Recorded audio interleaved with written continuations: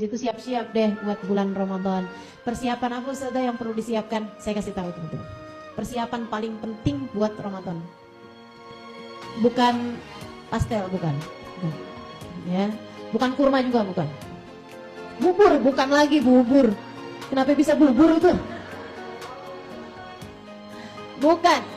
Apa persiapan paling urgent, paling darurat, paling penting untuk kamu siapkan pada bulan suci Ramadan adalah minta maaf kepada orang-orang yang ada di sekelilingmu, terutama yang pernah kamu zolimin, teman-teman. Karena ternyata puasa Ramadan kita, tarawih kita, Quran kita nggak akan diterima sama Allah kalau di hati kita masih ada dendam, masih ada permusuhan dengan siapapun dari hamba Allah. Ayo, minta maaf, minta maaf dan memaafkan. Maafin siapapun yang pernah berbuat salah sama kamu. Jadi sekalian, antara memberi maaf sama meminta maaf, gampangan mana? Susahan mana?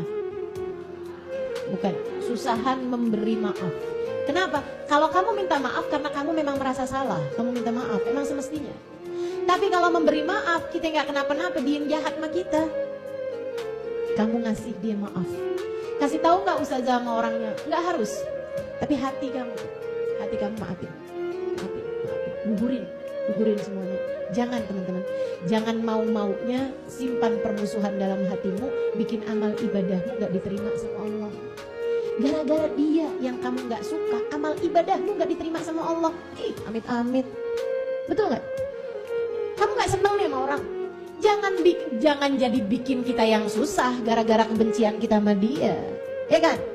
Kalau kamu gak suka sama orang, maafin. Kamu gak harus deket lagi sama dia, tapi maafin. Ada orang jahat sama kamu, maafin, teman-teman. Ada suami KDRT sama kamu pisah sama dia, pisah, tapi maafin. Kenapa gitu? Hatimu, ibadahmu, puasamu, sayangin. Jangan sampai karena kebencianmu sama dia bikin sholat kamu gak diterima. Jangan sampai karena dia tuh, kamu katanya gak suka sama dia kan? Jangan sampai gara-gara dia yang kamu benci, sholat kamu yang gak diterima, puasa kamu yang gak diterima. Sayang bener. Maafin, bukan buat dia, buat hatimu sendiri. Saya sayang sama kamu. Orang itu cukup nyusahin kamu di dunia, jangan sampai nyusahin akhirat kamu. Orang itu cukup bikin hati kamu kesel di dunia, jangan sampai bikin ibadah kamu gak diterima. Jadi sayangi hatimu, maafin salahnya orang, siapapun orangnya yang pernah berbuat salah padamu. Jauhi orangnya, ya kan? Putusin.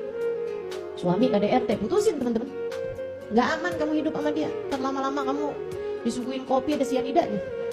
Jangan.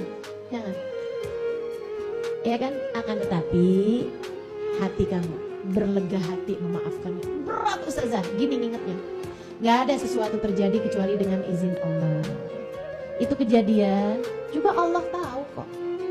Allah membiarkan itu terjadi buat bikin kamu jadi kuat, buat bikin kamu ngerti bahwa cinta sejati selayaknya hanya untuk Allah dan Rasul. Karena kamu secinta itu sama manusia, Allah gituin kamu. Makanya teman-teman saya sekalian, dah bismillah, maafin orangnya. Ini mumpung masih belum masuk bulan suci Ramadan nih, ya kan? Gugurin semuanya tuh.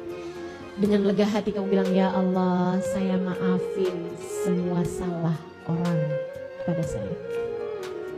Orang itu ya Allah, saya maafin salahnya sama saya. Ya Allah. Terus gitu. Insya